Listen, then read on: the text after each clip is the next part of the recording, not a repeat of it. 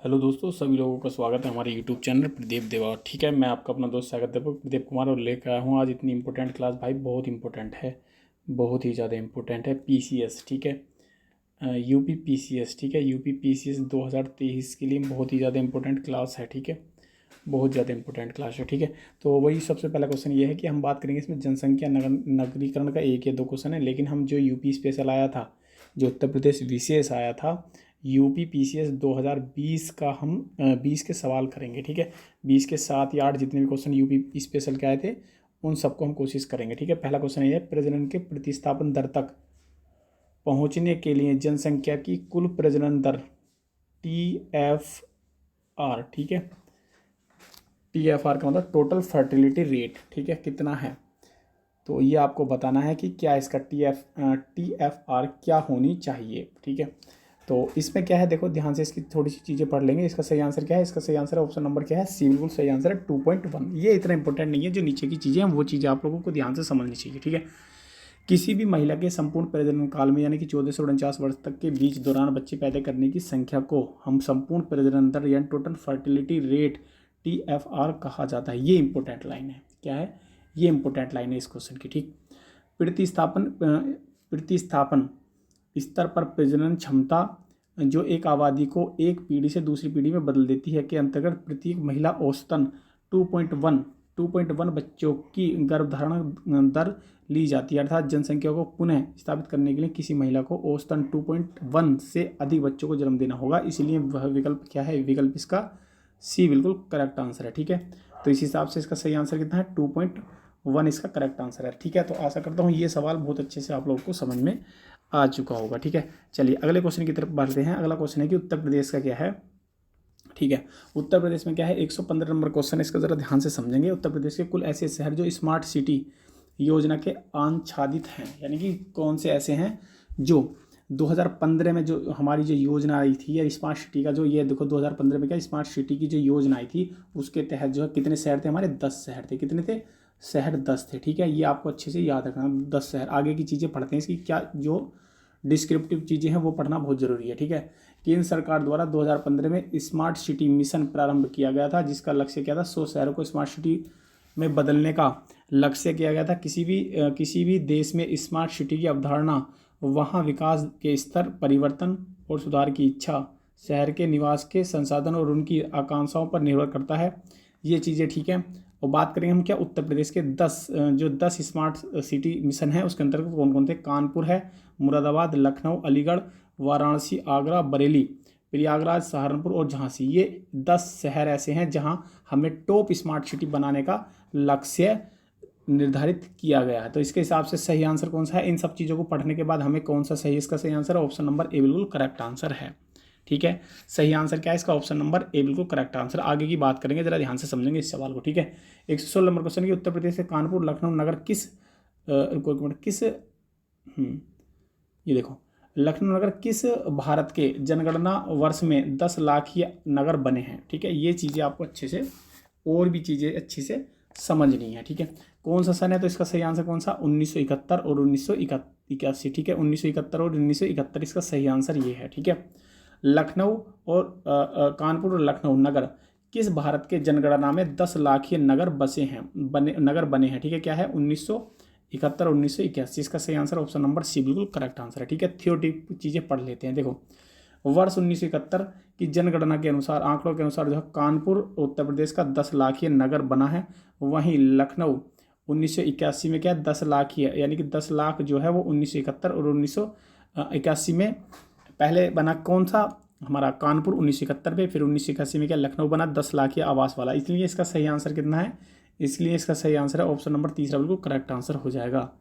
ठीक है, आगे बात करते हैं हम 117, यानी नेक्स्ट है, उत्तर प्रदेश मंत्रिमंडल 29 जुलाई 2020 को निम्नलिखित नगरों में किसमें राष्ट्रीय विधि विश्वविद्यालय की स्थापना का अनुमोदन किया गया। ये उस टाइम का करंट का क्वेश्चन है, ये इतना इंपॉर्टेंट है नहीं। ठीक है, ये उस टाइम का करंट अफेयर का क्वेश्चन है, तो इसका सही आंसर हो जाएगा ऑप्शन नंबर क्या, डी बिल्कुल राइट आंसर है, प्रयागराज। ठीक है, उस टाइम का यानी कि 2020 का, अब से 3 साल पहले, तो उस टाइम का एक करंट अफेयर का क्वेश्चन था, इसका सही आंसर था प्रयागराज। ठीक है, इसमें देख लेते हैं थोड़ी थियोरटिकल चीज़ें क्या है, कि उत्तर प्रदेश सरकार द्वारा प्रयागराज में राष्ट्रीय विधि विश्वविद्यालय की स्थापना का अनुमोदन किया गया है।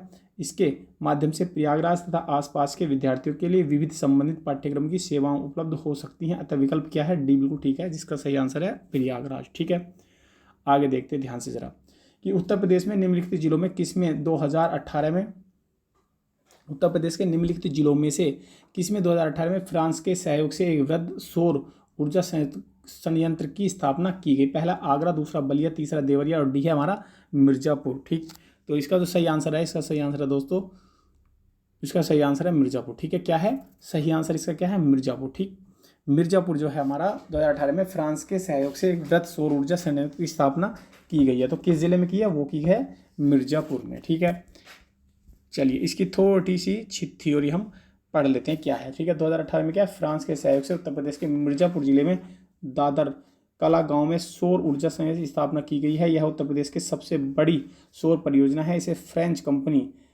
ईगल, ठीक है, इंगल के द्वारा स्थापित किया गया है, इसलिए इसका विकल्प डी बिल्कुल करेक्ट आंसर है, जिसका नाम है फ्रांस। ठीक है, डी बिल्कुल करेक्ट आंसर है, जो क्या सही आंसर क्या है इसका? मिर्जापुर। ठीक है, चलिए अगला क्वेश्चन है। अगला क्वेश्चन जरा ध्यान से समझेंगे कि 2019 से जनवरी 2020 में उत्तर प्रदेश में कितने स्थलों को रामसर साइट्स में शामिल किया गया है? पहला 3 और दूसरा 6 और फिर 9 फिर 12। ठीक है, तो जनवरी 2020 में उत्तर प्रदेश में कुल कितने स्थलों को रामसर साइट में शामिल किया गया है? ठीक है, कितने हैं ऐसे 2020 में? देखो 2023 का जो क्वेश्चन आया है, 2022 में जितने भी रामसर साइट हैं उत्तर प्रदेश के उनको पढ़ लेना, और जितने भी बड़े हैं उनको पढ़ लेना। ठीक है, इस हिसाब से इसका करेक्ट आंसर हो जाएगा ऑप्शन नंबर क्या है? 6 बिल्कुल राइट आंसर है। ऑप्शन नंबर बी बिल्कुल ठीक है। क्या है? कितने बढ़े थे 2020 में रामसर साइट? 6 बढ़े थे। ठीक है, यूपी के हिसाब से बहुत ही ज़्यादा इंपॉर्टेंट क्लास है। ठीक है, चलिए नेक्स्ट टॉपिक की बात करते हैं कि उत्तर प्रदेश में निम्नलिखित किस हवाई अड्डे को भारत केंद्रीय मंत्रिमंडल ने 24 जून 2020 को क्या अंतर्राष्ट्रीय दर्जा स्वीकृत किया है? पहला आगरा है, प्रयागराज, गोरखपुर और कुशीनगर। ठीक है, तो इसका जो सही आंसर हो जाएगा, इसका सही आंसर हो जाएगा ऑप्शन नंबर डी बिल्कुल करेक्ट आंसर है, कुशीनगर हवाई अड्डा। ठीक है, क्या है इसका सही आंसर है? कुशीनगर इसका हवाई अड्डा बिल्कुल राइट आंसर है 2020। ठीक है, क्या है? 2020 है, और ये यहाँ लिखा हुआ भी है 2020। तो अब इन सब चीज़ों से आपको अच्छे से अवगत किया होगा। ठीक है, अगला है उत्तर प्रदेश में निम्नलिखित नगरों में से कौन सा विरासत शहर विकास और वृद्धि योजना हृदय के अंतर्गत सम्मिलित किया गया है? पहला है वाराणसी, प्रयागराज, मथुरा और अयोध्या। इनमें से कौन कौन से किए गए हैं? तो इनमें एक वाराणसी किया गया है, एक मथुरा। तो इसका जो ऑप्शन है 1 और 2 दोनों है इसके। ठीक है, क्या है? वाराणसी और मथुरा दोनों हैं। ठीक है, तो देखो अच्छा ये है, ध्यान से समझेंगे बात को। तो इस हिसाब से इसका सही आंसर कौन सा है? ये वाला ऑप्शन नंबर क्या है? बी बिल्कुल ठीक है। आवासन और शहरी कार्य मंत्रालय ने राष्ट्रीय धरोहर शहर विकास एवं संवर्धन योजना हृदय की शुरुआत क्या है? 21 जनवरी 2015 को की गई थी। इसके अंतर्गत 12 शहरों का चयन किया गया था, और इसमें कौन कौन से शहर हैं?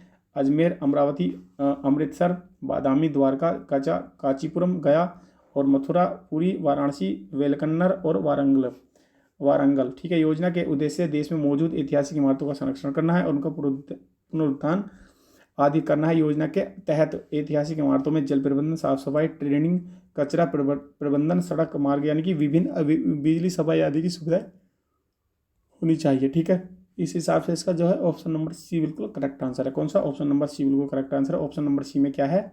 ऑप्शन नंबर सी में है ए और बी दोनों, यानी कि मथुरा और वाराणसी। ठीक है, चलिए आशा करते हैं ये सवाल बहुत अच्छे से समझ में आ चुका होगा। ठीक है, क्वेश्चन नंबर क्या है? 22 है। देखो मेरा कहने का मतलब ये कि ये नहीं कि सही आंसर हो, लेकिन एग्जाम में इन क्वेश्चनों से कुछ चीज़ें सीखने को जाए।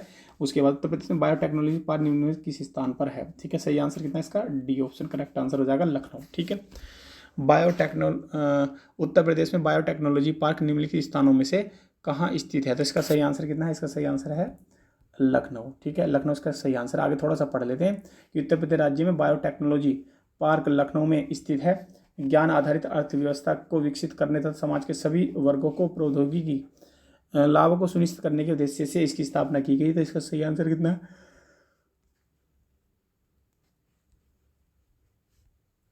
डी इसका करेक्ट आंसर हो जाएगा।